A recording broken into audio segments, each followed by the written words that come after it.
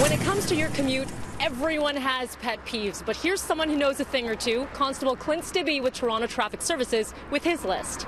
My number 5 pet peeve is the way that drivers approach and use the areas in and around pedestrian crossovers. With the new law that came out last year, drivers have to wait until pedestrians step off of the roadway and onto the curb before continuing through the area. But drivers consistently make the mistake and move through the area when the pedestrians are still on the roadway.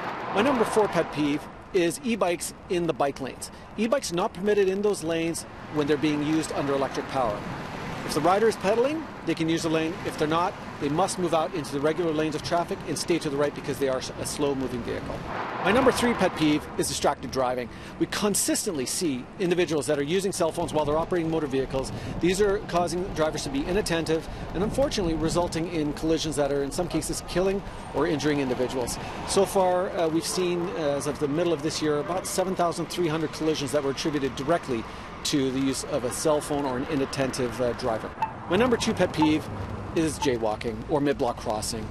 Although it's not illegal, it is dangerous. And what we need to keep in mind is when we look at the 28 fatalities that we've had so far related to pedestrians, 16 of those were as a result of mid-block crossings. So we could cut our pedestrian fatalities in half if we didn't cross mid-block.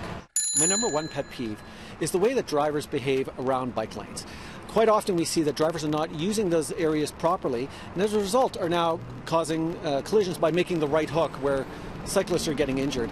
Specifically at college and university, drivers have approximately a 30-meter section where they can move into the bike lane, pinch the curb, and then naturally the cyclists then go around the left side of the vehicle. It makes it a very easy relationship between the two vehicles. However, when one or both individuals are using the lanes improperly, we unfortunately do see collisions. What are your pet peeves? Let us know at City News and make sure to tune in all this month as we travel with you.